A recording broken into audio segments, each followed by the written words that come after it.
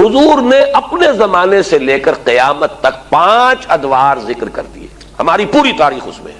مسند احمد ابن حنبل کی روایت ہے رحمہ اللہ، اور راوی ہے حضرت نعمان ابن بشیر رضی اللہ تعالی عنہ، تکون النبوۃ فیکم ما شاء اللہ ان تکون،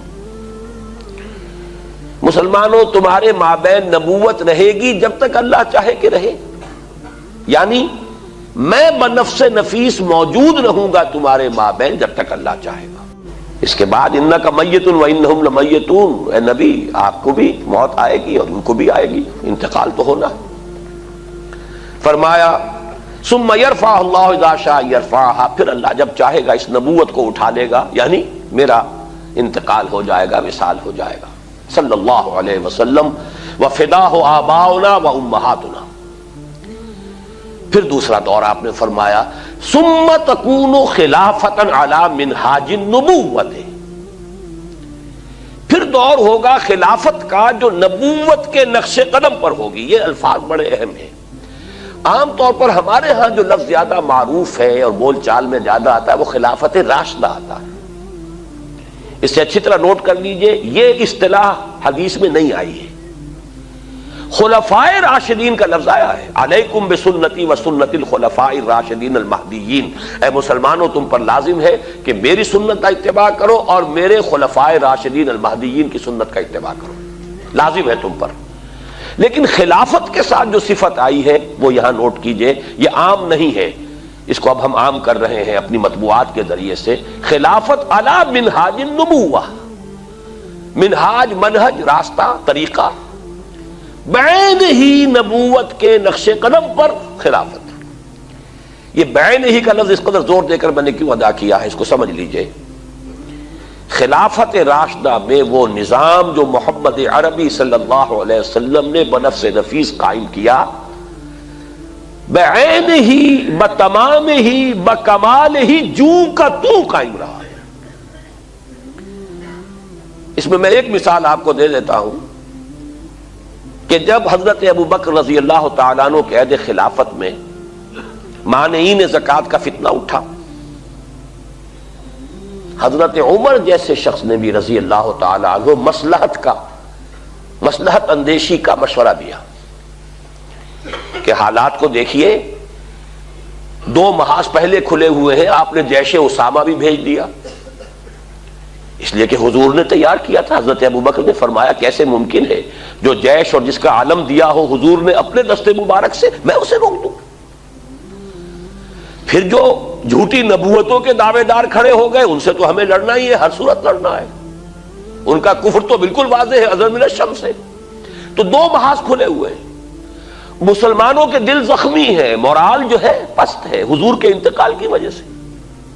اب تیسرا محاذ نہ کھولیے، رعایت کیجئے، انہوں نے اسلام کا انکار نہیں کیا، کسی جھوٹی نبوت کا اقرار نہیں کیا، نماز کو بھی مان رہے ہیں، زکوٰۃ میں بھی یہ نہیں کہہ رہے کہ زکوٰۃ نہیں دیں گے، صرف یہ کہہ رہے ہیں کہ ہم حکومت کو نہیں دیں گے، اپنے طور پر دیں گے، خرچ کریں گے۔ تو ذرا لینینسی برتیے، مصلحت کو دیکھیے، تیسرا محاذ نہ کھولیے۔ اس پر جو حضرت عمر رضی اللہ تعالیٰ عنہ کا ریئیکشن تھا، ایک تو ڈانٹ پلائی حضرت عمر کو، اور یہ مقام ہے ابو بکر کا کہ عمر کو ڈانٹ پلا سکتے تھے، صرف وہی پلا سکتے تھے صحابہ میں، اور کسی کا یہ مقام نہیں۔ اے عمر تم جاہلیت میں تو بڑے سخت تھے، کیا ہو گیا تمہیں؟ اسلام میں اتنے نرم ہو گئے، اتنی کمزوری کا مظاہرہ کر رہے ہو۔ دوسری بات فرمائی، اور یہ ہے اصل جس کے لیے میں عرض کر رہا ہوں، ایبدل الدین وانا حی، کیا دین میں ترمیم کی جائے گی جبکہ میں ابھی زندہ ہوں؟ میرے جیتے جی دین میں ترمیم نہیں ہو سکتی۔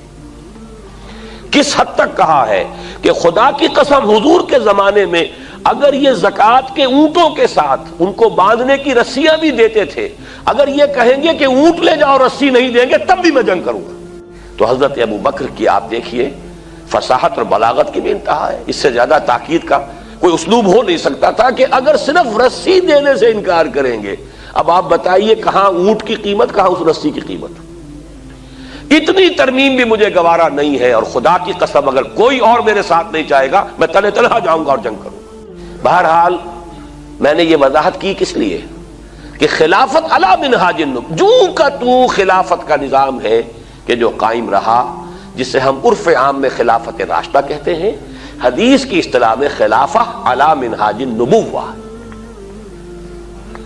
یہ نظام دوسرا تھا۔ حضور نے فرمایا یہ بھی رہے گا جب تک اللہ چاہے گا، پھر یہ بھی ختم ہو جائے گا۔ ثم یرفع اللہ اذا شاء یرفعہ، پھر اسے بھی اللہ اٹھا لے گا۔ اس کے بعد آیا تیسرا دور۔ حضور کے الفاظ کیا ہے؟ ثم تکون ملکا عاضا، پھر ایک دور آئے گا ملوکیت کا، اور اس کا وصف ہوگا کاٹ کھانے والی ملوکیت۔ عض یعض یوم یعض الظالم علی یدیہ، قیامت کے دن جو ہے ظالم اور کافر جو ہے اپنی مایوسی میں حسرت کے ساتھ اپنے ہاتھوں کو کاٹ رہے ہوں گے، ہائے ہماری شامت، ہم کس راستے پر چلتے رہے کہ آج اس انجام سے دوچار ہونا پڑا۔ تو عض یعض، کاٹنا، دانتوں سے کاٹنا۔ کٹکھنی ملوکیت کا دور آئے گا، فتکون ما شاء اللہ ان تکون، پھر وہ بھی رہے گی جب تک کہ اللہ چاہے گا کہ رہے۔ ثم یرفع اللہ اذا شاء یرفع، پھر اللہ تعالیٰ جب چاہے گا اسے بھی اٹھا لے گا۔ اس سے مراد کیا ہے؟ خلافت راشدہ یا خلافت علی منہاج النبوہ کے بعد جس نظام کو عرف عام میں خلافت کہا جاتا ہے، حدیث نبوی نے اسے ملوکیت سے تعبیر کیا۔ خلافت تو ایک معنی میں ہم اس کو کہہ سکتے ہیں، یہ بھی میں کل اس نقطے پہ مزید گفتگو کروں گا جب خلافت کی حقیقت، اس کے شرائط بیان کروں گا، اس لیے کہ کتاب و سنت کی ٹوٹل بالادستی وہاں موجود تھی۔ خلافت بنو امیہ میں بھی تھی، خلافت بنو عباس میں بھی تھی، خلافت عثمانیہ میں بھی رہی ہے، لیکن یہ ہے کہ وہ نظام جو ہے دولت کی تقسیم کا نظام بدل گیا، اور یہ در حقیقت ملوکیت یوں سمجھیے کہ دور بنو امیہ جو ہے 90 برس ہے اس کے، یہ ٹرانزیشن کا ایک پیریڈ ہے، عبوری دور ہے۔ خلافت علی منہاج النبوہ سے ملوکیت تک پہنچتے پہنچتے ایک دن میں تو بات نہیں ہو گئی تھی نا۔ دور بنو امیہ جو ہے ٹرانزیٹری پیریڈ ہے، اصل ملوکیت جا کر جو جمی ہے وہ دور بنو عباس ہے، جب محل بنے اور ٹھاٹھ جمے، وہ دور در حقیقت، ورنہ اس سے پہلے عربی حضارت اور بدویت جو ہے دور بنو امیہ میں برقرار تھی۔ لیکن بہرحال ظالم حکومت تھی، اس میں تو کوئی شک نہیں، میں چند اس کے اشارے کر رہا ہوں۔ جو کچھ ہوا حسین ابن علی رضی اللہ تعالی عنہما کے ساتھ کربلا میں، اور یہ تو چونکہ ان کا ذکر جو ہے بہت زیادہ ہوتا ہے، ہر سال جو ہے خاص اہتمام سے ہوتا ہے، اس لیے بچہ بچہ واقف ہے۔ وہی کچھ ہوا حضرت عبداللہ ابن زبیر کے ساتھ مکہ مکرمہ میں، عین مکہ مکرمہ میں ذبح کیے گئے ہیں، حرمت حرم مکی کو بٹا لگا ہے۔ پھر واقعہ ہررا ہوا ہے، 3 دن تک مدینے کو لوٹ مار کیا گیا، اور مدینے کے اندر خواتین کی بے حرمتی ہوئی، واقعہ ہررا۔ حرم نبوی جو ہے اس کی بے حرمتی ہوئی۔ پھر حجاج ابن یوسف کے ہاتھوں سینکڑوں تابعی شہید کیے گئے۔ تو تاریخ کے حقائق ہیں، اور میرے لیے اس سے بھی کہیں زیادہ دردناک اور تاریخ کے اعتبار سے کہیں زیادہ فیصلہ کن ظلم جو تھا، محمد ابن قاسم کو بلا کر شہید کر دیا۔ وہ نوجوان، ٹین ایجر نوجوان جو آیا تھا، فاتح تھا، اور اتنا نیک، اتنا پارسا، ہندوؤں نے اپنے ذہن کے مطابق اسے اوتار کا درجہ دیا۔ وہ تو اپنے ذہن سے سوچیں گے نا، مورتیاں بنا کر مندروں میں رکھ دی گئیں جن کو پوجا جا رہا تھا۔ ایسا نیک، اتنا صالح، اتنا پارسا، ایسا متقی، ایسا عادل حکمران، اگر کہیں انہیں موقع مل گیا ہوتا تو اسی وقت ہندوستان پورا فتح ہو جاتا۔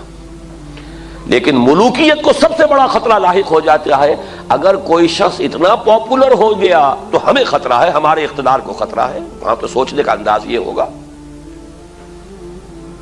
کیا جرم تھا محمد ابن قاسم کا، تاریخ خاموش ہے، بے گناہ بلایا گیا، شہید کر دیا۔ یہی ہوا بعینہ ہی موسیٰ ابن نصیر کے ساتھ رحمت اللہ علیہ، جس نے کہ شمالی افریقہ کا اکثر و بیشتر حصہ فتح کیا تھا، اور اس کے ایک ادنا کمانڈر تھے طارق ابن زیاد، طارق جو بر کنارہ اندلس سفینہ سوخت، جس نے پورا جو ہے آئیبیرین پیننسولا فتح کیا ہے۔ موسیٰ ابن نصیر کو بھی بلا کر جان بخشی کر دی گئی. بوڑھے تھے بہت، ورنہ یہ کہ اتنا ذلیل کیا گیا ہے، تیز دھوپ میں کھڑا رکھا گیا ہے، بے ہوش ہو کر نیچے گرے. خطرہ دونوں سے ایک ہی بات کا تھا کہ ہماری بادشاہت کو ان افراد کی یہ پاپولیرٹی جو ہے اس سے خطرہ لاحق ہو گیا.